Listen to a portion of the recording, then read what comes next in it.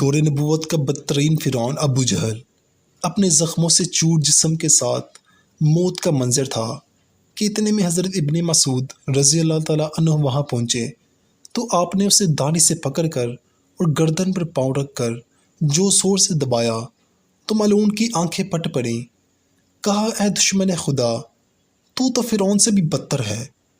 ابو جہل کی زبان کھینچتی چلی جا رہی تھی مگر پھر بھی تمسخر اڑانے سے باز نہ آیا۔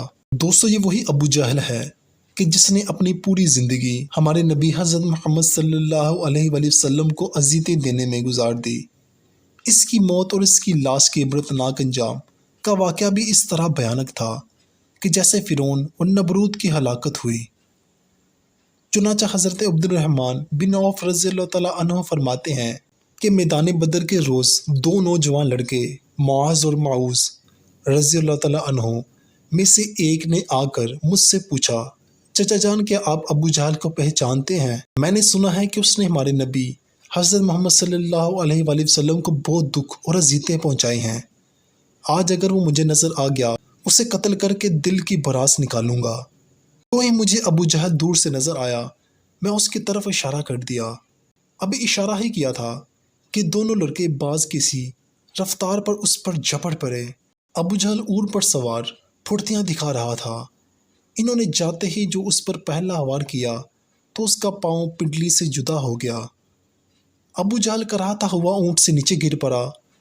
حضرت معاذ فرماتے ہیں کہ ابو جہل کا بیٹا اکرمہ جو اس وقت یہ منظر دیکھ رہا تھا، اس نے بڑھ کر ایک وار کیا جو میرے بازو پر لگا تو میرا بازو وکٹ کر جسم کے ساتھ لٹکنے لگا۔ میں اسی طرح لٹکتے ہوئے بازو سے لڑتا رہا، حتیٰ کہ جب اس نے مجھے تنگ کیا تو میں نے اسے اپنی ٹانگ میں دبوچ کر کھینچا، جس سے الگ کر دیا۔ موقع پاتے ہی حضرت معوذ رضی اللہ تعالیٰ عنہ نے ابو جہل پر دوسرا وار کیا۔ وہ وار اس شدت کا تھا کہ ابو جہل کے جسم سے خون پلید کے فوارے چھوٹ پڑے۔ ابو جہل کو جو اس حالت میں دیکھا تو سمجھا کہ ملعون اپنے انجام کو پہنچ چکا اور دونوں بارگاہ رسالت میں حاضر ہو گئے۔ تمام عار کا عرض کیا کہ تبری میں ہے کہ ابو جہل ابھی تک مرا نہیں تھا بلکہ موت کے انتظار میں تڑپ رہا تھا۔ جب جنگ بدر اپنے اختتام کو پہنچا تو پیارے نبی حضرت محمد صلی اللہ علیہ وآلہ وسلم نے صحابہ کو حکم فرمایا، ابو جہل کو تلاش کرو۔ حضرت عبداللہ بن مسعود رضی اللہ تعالیٰ عنہما بھی حکم کی تعمیل میں نکل پڑے۔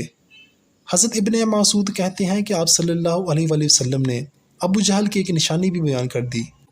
آپ صلی اللہ علیہ وآلہ وسلم نے فرمایا، اگر تم مقتولین میں سے دیکھو اور ابو جہل کو نہ پاؤ تو دیکھنا اس کے گھٹنے کی جگہ زخم کا نشان ہوگا، اور نشان اس طرح بنا کہ ایک مرتبہ میں اور ابو جہل عبداللہ بن جذعان کی دعوت پہ گئے۔ ہم دونوں لڑکپن میں تھے اور میں اس سے ذرا دبلا تھا۔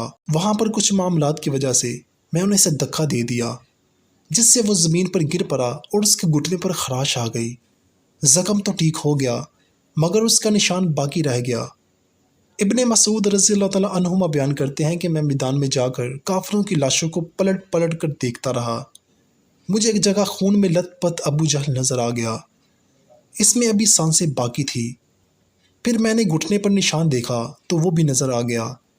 جب مجھے کوئی ابہام باقی نہ رہا تو میں نے اس کی گردن پر پاؤں رکھا اور اس کی داڑھی کو پکڑ کر زور سے تو اس کی آنکھیں پھٹ پڑیں۔ میں نے کہا، اے دشمن خدا، اللہ نے اب تجھے ذلیل کر دیا۔ کہنے لگا، اس میں ذلت کیا، میں تو اس شخص کا بدلہ لینے آیا تھا جسے تم نے قتل کر دیا تھا۔ اچھا بتاؤ، فتح کس کی ہوئی؟ میں نے کہا، اللہ اور اس کے رسول صلی اللہ علیہ وآلہ وسلم کی ہوئی۔ پھر کہنے لگا، اے ابن مسعود، اے بیروں کے چرانے والے، تو بہت اونچی جگہ چڑھتا ہے۔ دوسرا قول یہ تھا کہ حضرت عبداللہ بن مسعود نے فرمایا، اے ابو جہل، تیرا قاتل میں ہوں۔ کہنے لگا، نہیں، تجھ سے پہلی غلاموں نے اپنے آقا کو قتل کیا ہے۔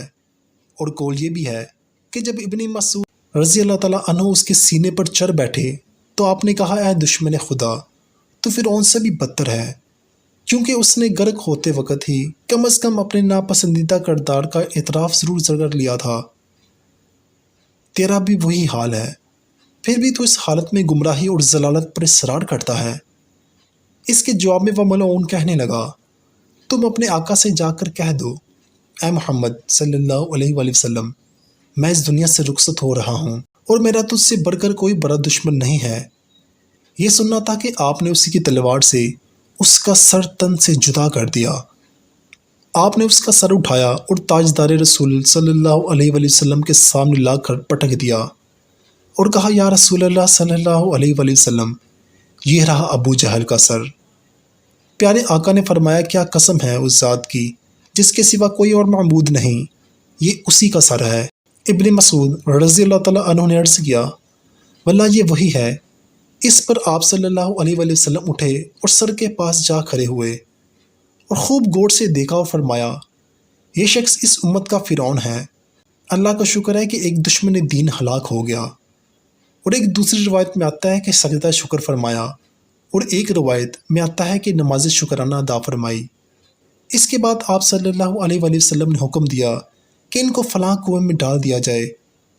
چنانچہ صحابہ کرام نے سرداران قریش کو ٹانگوں سے گھسیٹ کر کنویں میں ڈال دیا، اور اسی طرح ابو جہل کے سر کو، اس کی سر کٹی لاش کو بھی ٹانگ سے گھسیٹ کر کنویں میں ڈال دیا گیا۔ اس کے بعد آپ صلی اللہ علیہ وآلہ وسلم نے مزید 3 روز بدر میں قیام فرمایا، اور جب وہاں سے روانہ ہو گئے تو اس کنویں پر گئے جہاں کفار مکہ کی لاشیں پھینکی جا رہی تھیں۔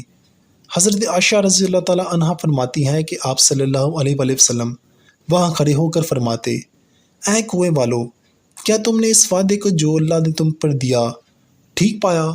بے شک مجھ سے اللہ نے جو وعدہ کیا وہ میں نے سچ کر دکھایا۔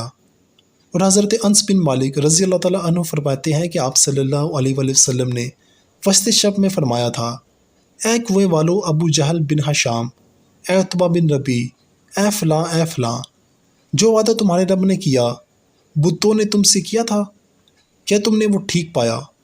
کیونکہ میرے رب نے جو وعدہ مجھ سے کیا تھا وہ میں نے سچ کر دکھایا۔ اس پر حضرت عمر رضی اللہ تعالیٰ عنہ نے پوچھا، یا رسول اللہ صلی اللہ علیہ وآلہ وسلم، آپ بے روح جسموں کے ساتھ باتیں کر رہے ہیں؟ تو آپ نے فرمایا، جو بات میں کہتا ہوں اسے تم ان سے کچھ زیادہ نہیں سنتے، البتہ ان میں جواب دینے کی استطاعت نہیں ہے۔ بعض علماء نے یہ بات بھی بیان کی ہے کہ جس روز آپ نے گفتگو کی، آپ نے فرمایا، اے کنویں والو، تم نبی کے اہل خاندان ہو کر اپنے نبی کے حق میں بدترین خاندان تھے۔ تم نے میری تکذیب کی حالانکہ دوسرے لوگوں نے میری تصدیق کی۔ تم نے مجھے گھر سے نکالا اور دوسروں نے مجھے پناہ دی۔ تم نے مجھ سے جنگ کی اور دوسروں نے میری مدد کی۔